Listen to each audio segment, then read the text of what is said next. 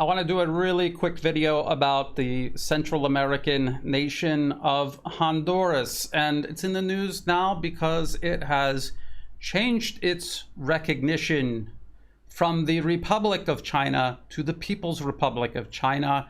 The Western media is reporting it this way. This is from CNN, and the rest of the Western media is covering it in a very similar and dishonest way. It says Honduras establishes diplomatic ties with China, severs them with Taiwan. And down here it says Honduras has formally established diplomatic ties with China and severed them with Taiwan, ending a decades-long relationship and dealing a blow to the self-ruled island democracy in its struggle for recognition. The government of the Republic of Honduras recognizes the existence of one China in the world and that the government of the People's Republic of China represents China as a whole, its Ministry of Foreign Affairs said in a statement on Saturday local time. Taiwan is an inalienable part of Chinese territory, and as of today, the government of Honduras has informed Taiwan about the rupture of diplomatic relations. It added, China, which sees Taiwan as part of its territory despite never having ruled it, refuses to maintain diplomatic ties with any country that recognizes Taiwan. And they're pretending as if just Beijing imagines that Taiwan is an island province of China's. That is actually not true. The entire world recognizes Taiwan as a province of China, including Honduras previous to this decision. The only dispute that there is, the only choice that nations have in this matter is whether they recognize the Republic of China on the island province of Taiwan or the People's Republic of China in Beijing. And it's very obvious that the People's Republic of China in Beijing is the sole legitimate government of all of China, including Taiwan. And if you look at the constitution of the Republic of China based on the island province of Taiwan, even in their own constitution, it considers Taiwan as just one province of the rest of China. And they claim that they themselves are the sole legitimate government of all of China. And to prove this, all you have to do is go to, say, the U.S. Department of State's official website, their page titled U.S. Relations with Taiwan. And if you come down here, it says the United States approach to Taiwan has remained consistent across decades and administrations. The United States has a long-standing one China policy, which is guided by the Taiwan Relations Act, the 3 U.S.-China joint communiques, and the 6 assurances. Well, this Taiwan Relations Act has nothing to do with U.S.-Chinese relations because it's a unilateral internal law passed within the U.S. It has nothing to do with anything to do with China at all. We oppose any unilateral changes to the status quo from either side. That is not Washington's choice to make. We do not support Taiwan independence, and right there should be a period, because they don't recognize Taiwan's independence. It has no independence. It's not an independent country.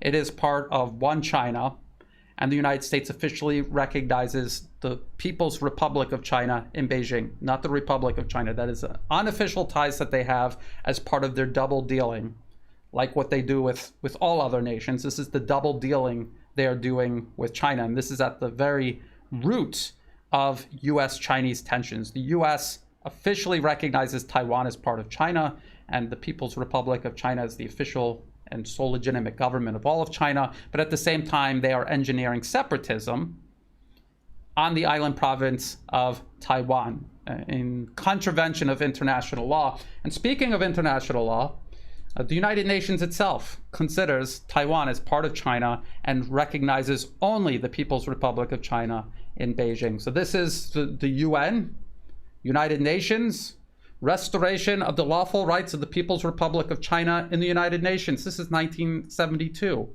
And this is the resolution that settled this question decades ago. So this is UN Resolution 2758, Restoration of the Lawful Rights of the People's Republic of China in the United Nations. And it says, recalling the principles of the Charter of the United Nations, considering that the restoration of the lawful rights of the People's Republic of China is essential both for the protection of the Charter of the United Nations and for the cause that the United Nations must serve under the Charter, recognizing that the representatives of the government of the People's Republic of China are the only lawful representatives of China to the United Nations, and that the People's Republic of China is one of the 5 permanent members of the Security Council, decides to restore all of its rights to the People's Republic of China and to recognize the representatives of the government as the only legitimate representatives of China to the United Nations, and to expel forthwith the representatives of Chiang Kai-shek from the place which they unlawfully occupy at the United Nations and in all organizations related to it. And Chiang Kai-shek was, at the time, the leader of the Republic of China, and that was the UN rejecting the concept and the existence of the Republic of China as anything except a side that lost the Chinese Civil War, fled to the island province of Taiwan, and now is no longer recognized by the United Nations as anything except as part of China. And people will say, well, that's 1972, times change. Well, more recently, we have this. This is also from the UN. Final Clauses of the Multilateral Treaties Handbook. This is from 2003. And if you go through the document, you will see a part that says, regarding the Taiwan province of China, the Secretary General follows the General Assembly's guidance incorporated in Resolution 2758 of the General Assembly of 25 October 1971 on the restoration of the lawful rights of the People's Republic of China and the United Nations. The General Assembly decided to recognize the representatives of the government of the People's Republic of China as the only legitimate representatives of China to the United Nations. Hence, instruments received from the Taiwan province of China will not be accepted by the Secretary General in his capacity. Case closed. Taiwan is part of China. It always has been. It is right now.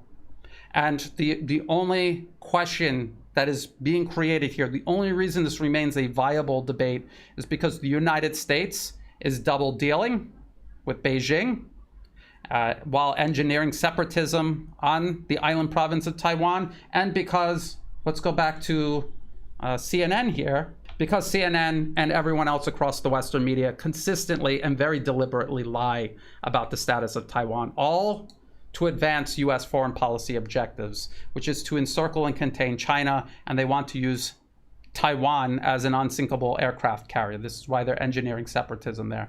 One more point to make here is that the concept of Taiwan somehow being an independent country, which again, even the Republic of China on Taiwan is not saying, not yet, the concept of an independent Taiwan would mean the destruction, the cratering of the island's economy. It would crater and collapse, and people would be thrown into destitution. And why is that? Because it is part of China. It's integrated into China's economy. Half of its exports go to the rest of China. When you combine mainland China and Hong Kong, which is also part of China, when you combine it together, it's half. Half of Taiwan's exports go to the rest of China, and its largest source of imports comes from the rest of China. And a lot of these are critical inputs for Taiwan's semiconductor and electrical component industries, which are their 2 biggest industries. So cutting themselves off from the rest of China by declaring themselves independent would completely destroy their economy. It would come into existence as a failed state, and it would remain a failed state. And all that it would be used for after that is to serve as a location for US military facilities used to menace China right off its coast and within what used to be part of its territory. That's what this is all about. This is why China is reacting the way that it is. Its sovereignty is being blatantly and constantly violated by the United States over this particular issue. And Honduras is making the right decision, because China will not deal with you as a nation diplomatically if you refuse to recognize the People's Republic of China as the sole legitimate government of all of China. Why would they? If you're recognizing the Republic of China on the island of Taiwan, why would the People's Republic of China ever do business with you? That wouldn't make any sense at all. It's very reasonable.